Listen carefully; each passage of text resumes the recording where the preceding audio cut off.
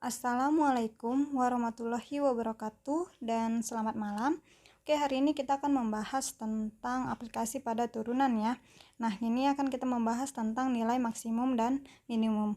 Nah, hari Selasa depan mungkin pertemuan terakhir kita sebelum UTS, dan itu lanjutan dari menentukan nilai maksimum dan minimum pada penggunaan aplikasi untuk turunan. Jadi kalau kita menemui bentuk kurva seperti ini gitu, itu akan menimbulkan beberapa pertanyaan. Yang pertama, apakah dia mempunyai nilai maksimum atau minimum gitu ya. Nah, yang kedua, kalau misalnya dia punya nilai maksimum dan minimum, bagaimana cara mencari nilai minimum dan maksimum tersebut.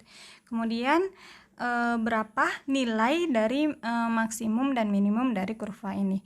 Untuk menjawab pertanyaan-pertanyaan tersebut, maka kita akan membahas materinya itu pada hari ini untuk mencari nilai maksimum dan minimum.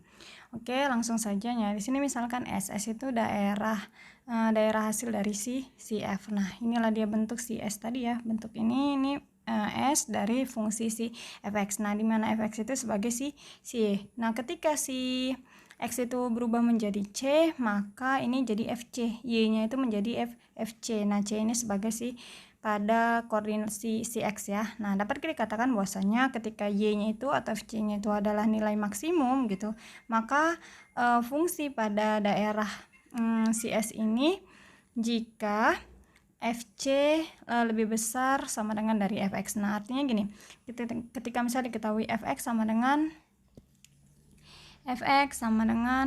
X pangkat 2 kurang 3 ya kan. Nah, ketika FC berubah menjadi, ini saya misalkan X kurang 2 aja deh.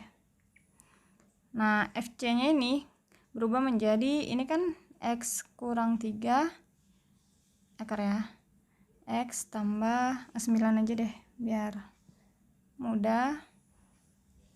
Ini saya buat misalnya 4 aja. 4 berarti sini X kurang 2, X tambah 2. Nah, artinya tambah 2. Nah, artinya berarti si X itu berubah menjadi 2 atau X ini berubah menjadi min 2. Nah, inilah dia sebagai si C tadi. Si C ketika si X itu berarti berubah menjadi FC. Nah, kita masukkan X-nya itu kan 2 ya, atau min 2. Maka jadi F2 berapa? Nah, F min 2 itu berapa? Dari fungsi yang ini kita masukkan ke fungsi yang awal. Nah, inilah dia maksud dari FC lebih besar sama dengan Fx. Fx itu sebelum ngebentuk ya, berarti X-nya 2 dan min 2. Nah, ketika kita masukkan C-nya itu sama dengan 2 berapa? Atau C-nya itu sama dengan min 2 berapa? Kalau misalnya dia hasilnya ini lebih besar dari si fx tadi, maka dia bernilai maksimum. Tapi kalau dia misalnya lebih kecil, maka dia bernilai minimum. Nah, untuk nilai maksimum atau minimum tersebutlah yang disebut dengan nilai ekstrim. Nah, nilai ekstrim itu seperti apa?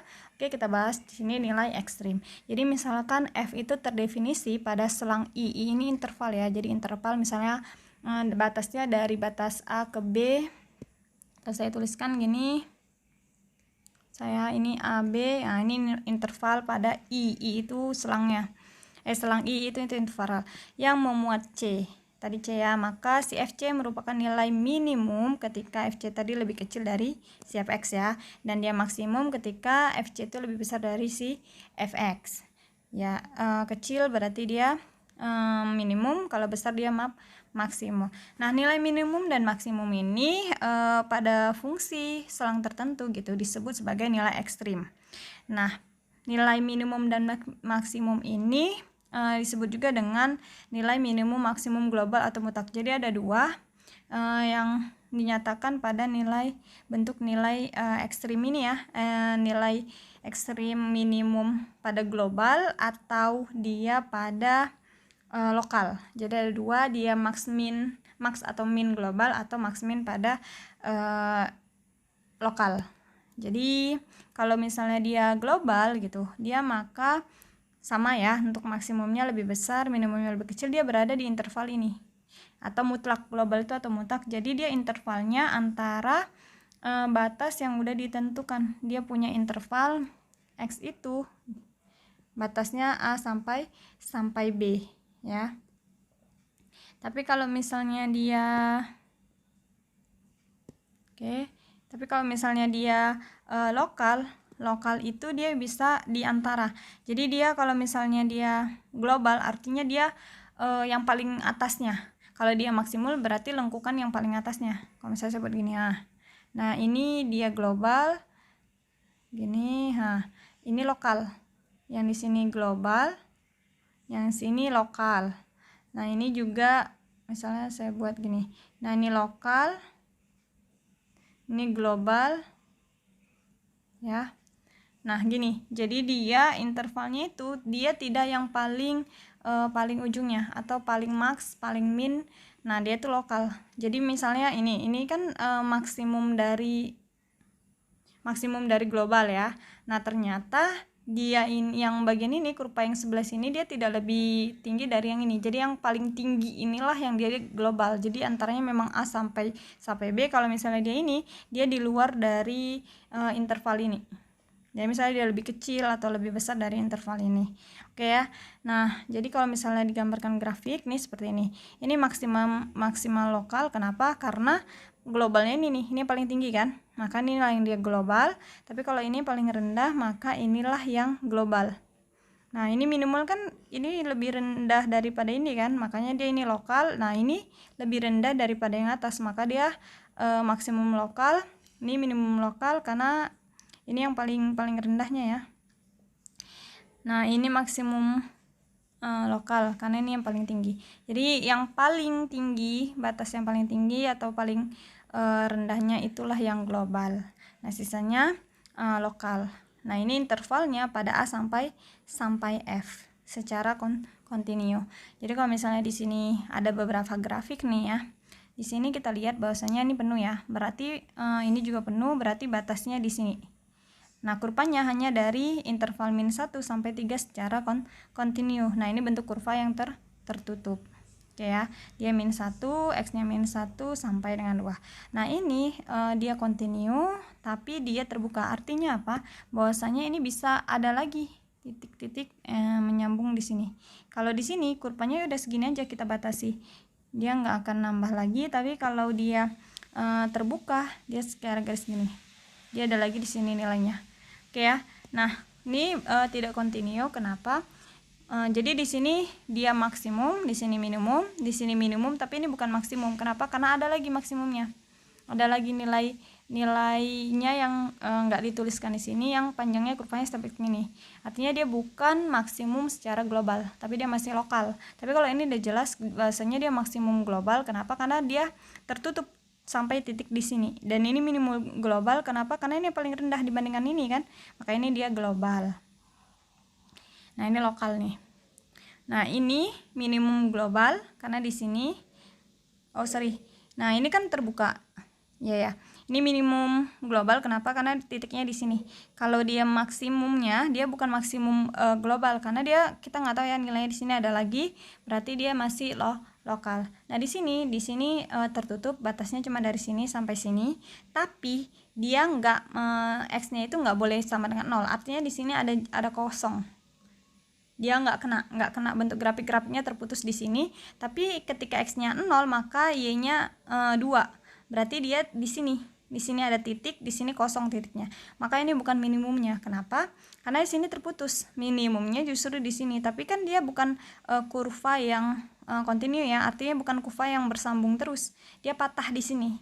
Berarti dia bukan minimum di sini, namun dia maksimum di sini. Maksimum secara global. Nah, kalau misalnya dia tidak punya kontinu gitu kan. Dari gambar tadi di mana fx sama dengan x kuadrat tambah 1 memiliki nilai minimum dan maksimum pada selang tertutup. Jadi dia punya nilai minimum maksimum yang jelas di sini. Ya, karena pas nih batasnya diketahui. Kalau di sini kan ini maksimumnya nggak ada. Nah, sini minimumnya juga nggak ada, bukan minimum yang. Nah, maka tetapi tidak memiliki maksimum pada selang min 1,2. Nah, ini dia nggak punya nilai maksimum. Perhatikan, dia nggak punya nilai maksimum secara global ya, secara pasti, karena ini kontinu terus sampai ke atas karena dia terbuka.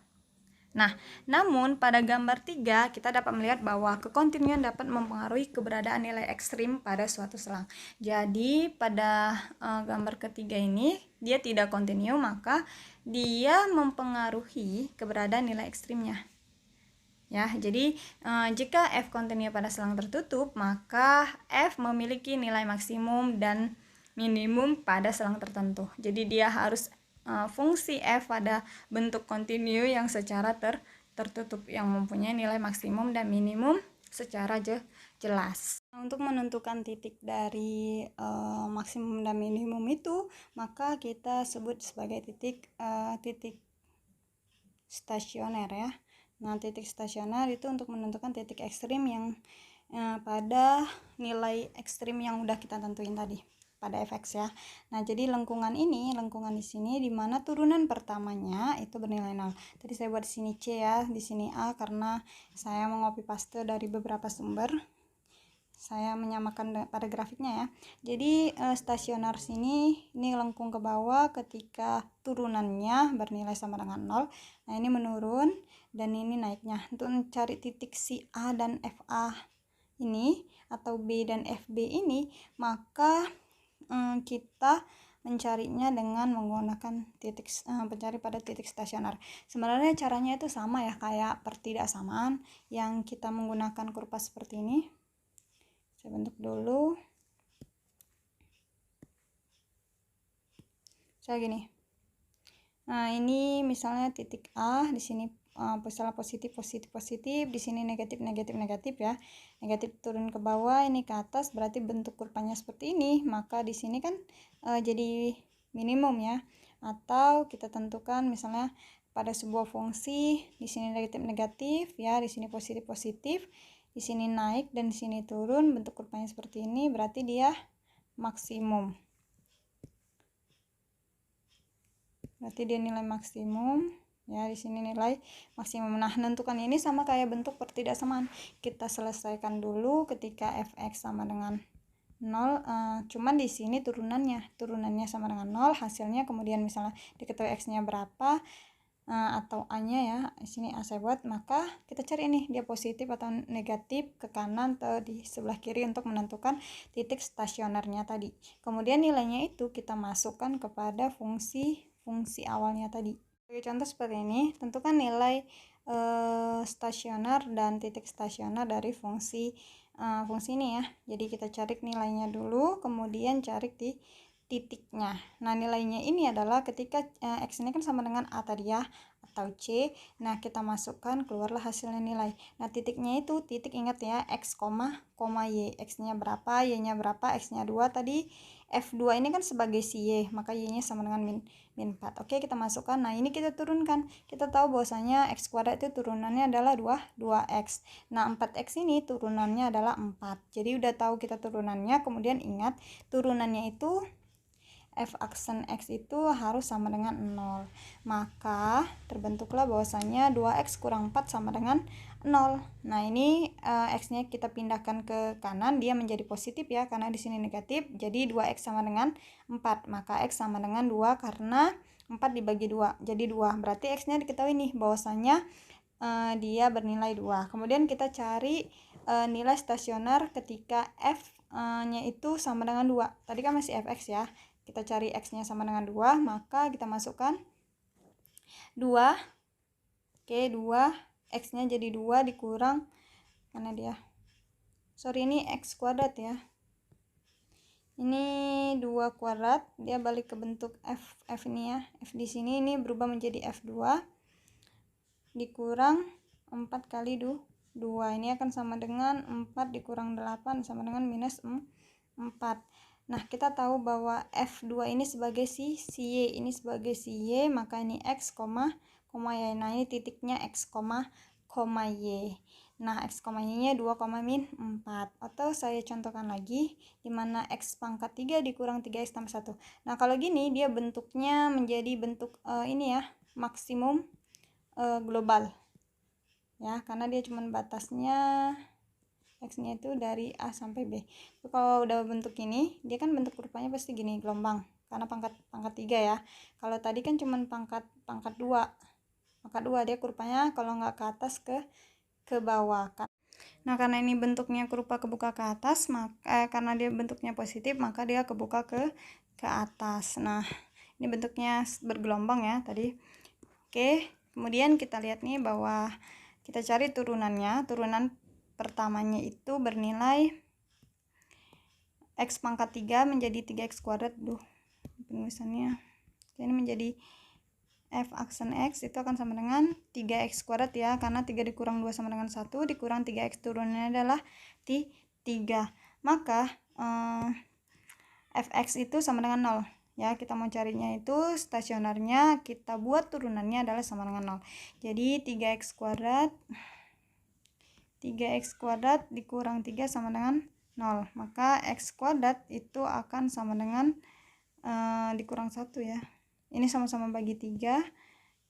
Ini kita bagi dengan 3 dikurang 1 sama dengan 0. Berarti x kurang 1, x tambah 1 sama dengan 0. Berarti nilai x-nya itu min 1 sama dengan 1 sama ya.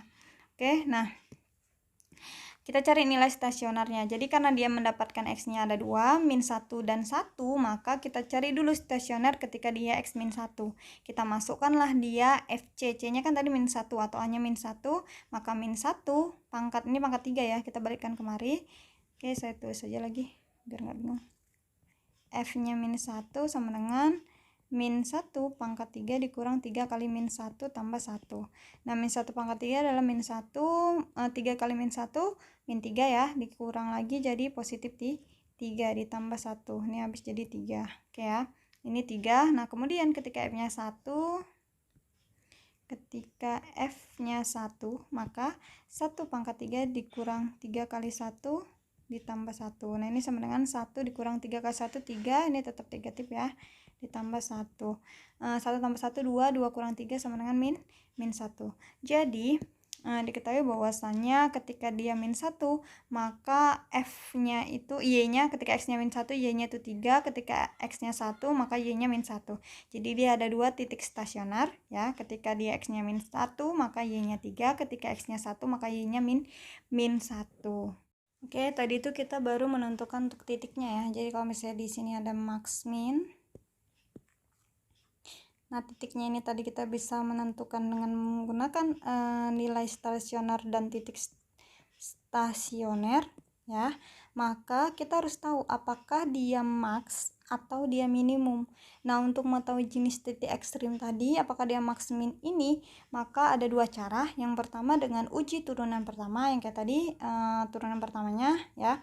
Yang kedua adalah dengan menguji pada turunan kedua. Oke, saya mulai dengan uji pada turunan pertama. Jadi untuk uji pada turunan pertama itu ya, jadi kita misalkan FA atau FC tadi adalah nilai stasioner dari si X sama dengan A. Jadi kita udah cari nilai stasioner, kemudian titik stasionernya ya. Nah, jadi FA itu adalah nilai balik maksimum. Jika X tadi X-nya itu lebih kecil dari A, maka turunannya itu harus lebih besar dari 0, dia naik. Tapi kalau misalnya dia X-nya lebih besar dari A dengan turunan pertamanya itu bernilai lebih kecil dari 0, maka dia turun. Maka dia titik balik maksimum. Kalau dia titik balik minimum, maka dia ketika X-nya itu lebih kecil dari A, nah turunannya itu harus lebih kecil dari 0 itu turun. Kemudian kalau dia lebih besar dari 0 itu naik ya.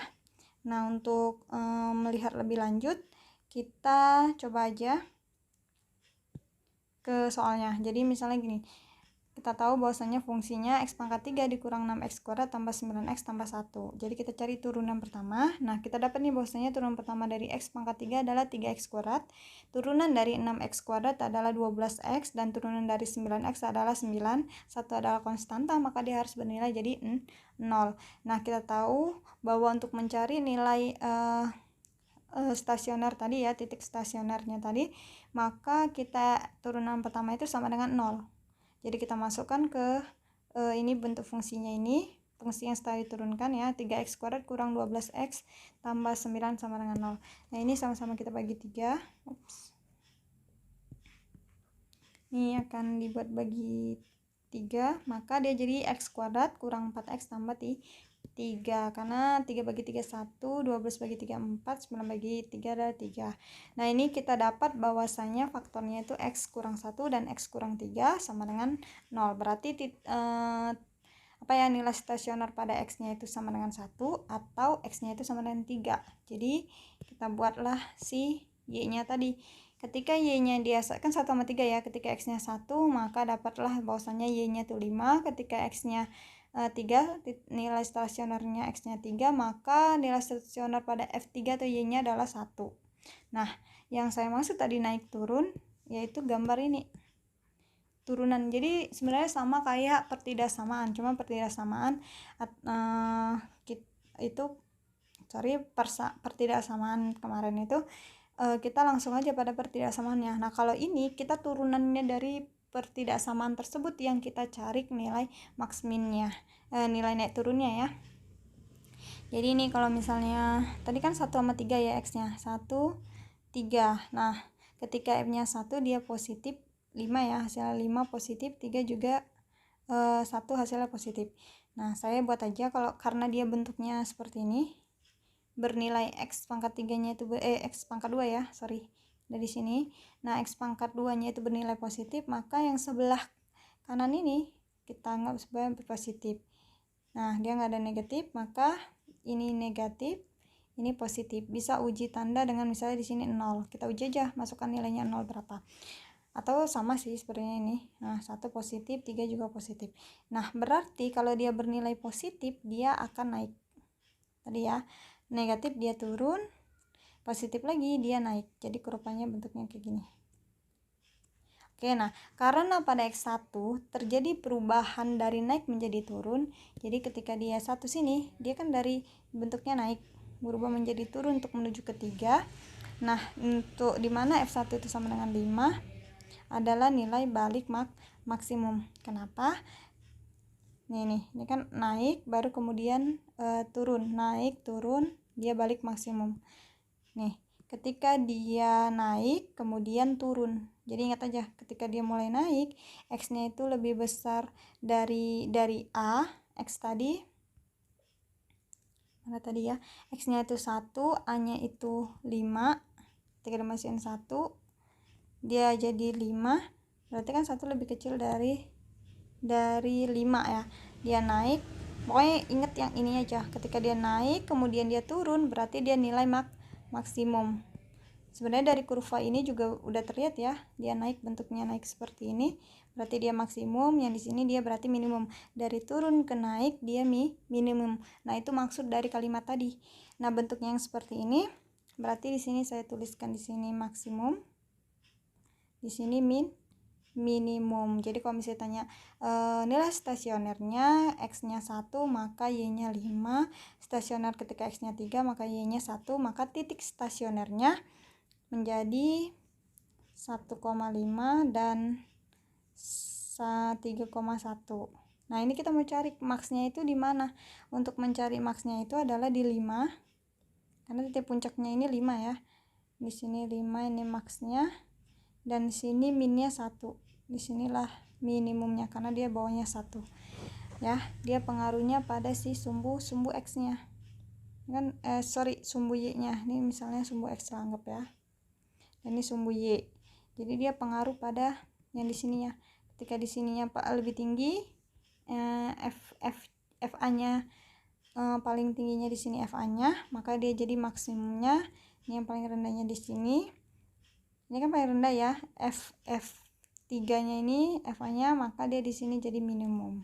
Jadi kita bisa menentukan max min dengan titik-titik stasionernya. Nah, itu bentuknya seperti ini ya. Jadi ketika X-nya lebih kecil 1, ini naik, kemudian turun, ini naik lagi. Nah, ini titik balik maksimum dan ini titik balik nih.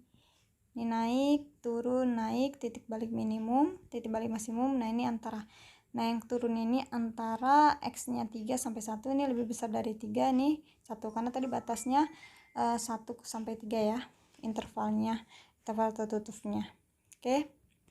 Nah, cara yang kedua adalah dengan uji turunan yang kedua. kita udah tahu bahwasannya untuk menentukan titik stasioner seperti apa.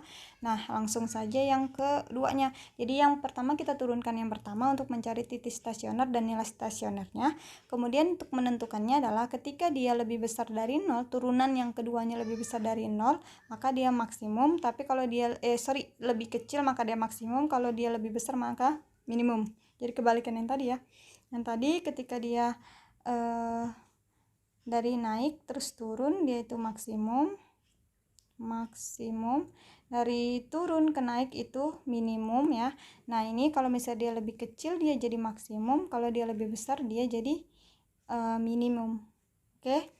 Nah contohnya seperti ini. Jadi x kuadrat dikurang 6x kuadrat tambah 9 tambah 1 sebenarnya sama ya, mau kita pakai cara yang pertama atau cara yang pada turunan pertama atau turunan kedua sama. Ini cuma caranya aja mana yang menurut kita lebih mudah atau lebih enak untuk dikerjakan. Jadi ini x pangkat 2 ya, turunannya x pangkat 3 3x kuadrat, turunan pertamanya ya, baru 6x kuadrat jadi 12x, 9x turunannya 9, 1 itu jadi 0. Kemudian kita turunkan lagi turunan yang kedua, jadi 3x kuadrat jadi 6x ya, 12x jadi 12, 9 ini kan jadi 0. Nah untuk mencari titik stasionernya kita ingat bahwasanya F1 turunan pertama itu harus sama dengan 0. Nah jadi kita masukkan turunan pertama ini 0, kita dapat tadi nilai stasioner x1, x-nya sama dengan 3, x-nya sama dengan 1 dan x-nya sama dengan 3. Kita carilah tadi fungsinya tadi ini ya, y-nya kita cari y-nya ketika x-nya 1 maka y-nya 5, ketika x-nya 3 maka y-nya 1. Nah udah selesai nih, kita udah dapat nih nilai dan titik stasionernya. Nah kemudian pakai menggunakan uji turunan yang kedua. Ingat ya, uji turunan yang kedua itu kita pakai yang turunan keduanya, berarti 6x dikurang 12 nih, jadi 6x ini kan bentuknya 6x dikurang 12. Nah ketika x-nya 1 tadi nih ya, ini pakai f-nya f1, maka 6 kali 1 6 dikurang 12 ternyata minus 6. Minus 6 itu kalau dia lebih kecil berarti dia nilai balik, sama kan dengan yang tadi. Tapi kalau misalnya dia lebih besar ya daripada 0 maka dia nilai tadi kalau lebih kecil dari 0 dia nilai balik maksimum, kalau dia lebih besar maka dia jadi nilai balik minimum. Kita masukkan aja x-nya ketika 3 pada fungsi turunan yang kedua. Nah ini mungkin lebih pendek ya caranya. Kenapa? Karena kita udah turunkan kedua kali. Kalau turunan tadi yang pertama nih, kita harus menentukan ininya dulu supaya bisa tahu dia naik atau turun. Nah kita masukkan kita tentukan ininya. Tapi kalau ini kita langsung masukkan aja nilainya kalau turunan kedua. Nah kita langsung masuk nilainya. Oh iya, dia kalau lebih kecil nilai maksimum, kalau lebih besar dia nilai minimum.